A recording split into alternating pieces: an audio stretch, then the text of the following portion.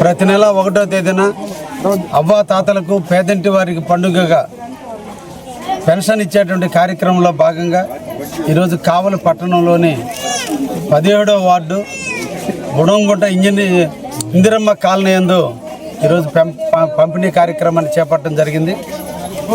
ముఖ్యంగా ఈ కాలనీ 2008వ సంవత్సరంలో ఏర్పాటు చేయటం, నాటి పాలకుల యొక్క నిర్లక్ష్యం, ఇక్కడ ఉన్నటువంటి ప్రజానీకానికి సరైన అవగాహన లేకుండా ఇల్లు కట్టిన నిర్మాణంలో ఉన్న లోపాల వల్ల ఇక్కడ ముఖ్యంగా నక్కల వాళ్ళనేటువంటి తెగ ఇక్కడ ఎక్కువగా నివసిస్తున్నారు.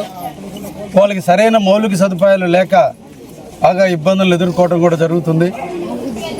సిమెంట్ రోడ్లు వేయటం జరిగింది, వాటర్ పైప్ లైన్లు వేయటం జరిగింది, కానీ ఇంకా కూడా ప్రజలకి అసౌకర్యాలు ఉన్నటువంటి కూడా ఇప్పుడు గుర్తించడం కూడా జరిగింది. తొందరలోనే వాటన్నిటిని కూడా పరిష్కరిస్తామని కూడా తెలియజేయడం జరిగింది.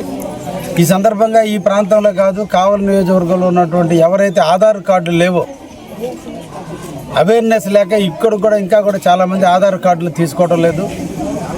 కాలనీ రావాలన్నా, పెన్షన్ రావాలన్నా, ఏది రావాలన్నా ఆరిజిన్ ఆధార్ కార్డు. ఎవరైతే ఆధార్ కార్డులు తీసుకోలేదో దయించి సంబంధిత అధికారులకు తెలియజేసి ఆధార్ కార్డులు తీసుకుంటే మీ ఇంట ఏ ప్రభుత్వ కానుకైనా రావాలన్న ఆధార్ కార్డే కీలకం కాబట్టి తప్పకుండా దాన్ని సద్వినియోగం చేసుకోవాల్సిన అవసరం ఉంది. ప్రజానికం కూడా ఎవరో మా ఇంటికి ఆధార్ కార్డు తెచ్చిస్తారనేటువంటి అపోహను ప్రజలు మార్చుకోవాల్సిన అవసరం ఉంది. మన ఇంటి ఆధార్ కార్డు, మన ఇంటి రేషన్ కార్డు, మన ఇంటి నిర్మాణం మనం చేసుకుంటే అది నాణ్యతగా ఉంటుంది. మనం అన్ని పూర్తి చేసుకోవడానికి అవకాశం ఉంటుంది. ప్రభుత్వాలు కాలనీలు మంజూరు చేస్తాయి, నిధులు వెచ్చిస్తుంది. ఎవరి ఇల్లు వాళ్ళు నిర్మాణం చేసుకుంటే నాణ్యంగా ఇల్లు కట్టుకోవడానికి అవకాశం ఉంటుంది. ఆ అవేర్నెస్ లేని కారణానే ఇల్లు కట్టించుకునేటప్పుడు లేని అశ్రద్ధ కారణాన ఈ రోజున ఆ ఇళ్ళన్నీ కూడా ఇబ్బందులు పడుతున్నాయి. అందుకనే ప్రజానీకానికి ప్రభుత్వం మంజూరు చేసినటువంటి పథకాలను సద్వినియోగం చేసుకోండి. మీ ఇంటి నిర్మాణాన్ని మీరే నిర్మించుకోండి. దఫదఫాలుగా ప్రభుత్వం ఇచ్చే నిధులు తీసుకోండి.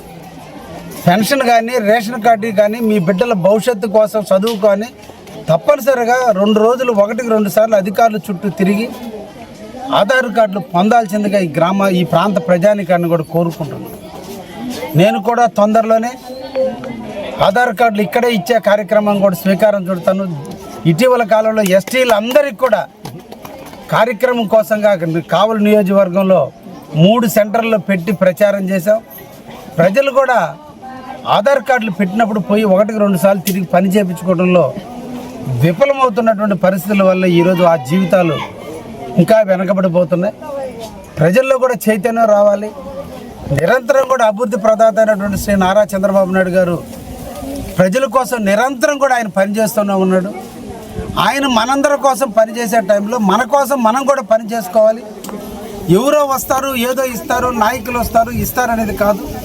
నాయకత్వాలు డెవలప్మెంట్ యాక్టివిటీస్ మీద, సంక్షేమాలను, శాంక్షన్ల మీద మనసు పెడతారు తప్ప వ్యక్తిగత విషయాల మీద కొంచెంగా ఎవరు అవసరం ఉందో వాళ్ళే అడిగితే సమస్యలు పరిష్కారం అవుతాయని ఈ కాలనీ నాయకులకు కూడా తెలియజేస్తున్నారు.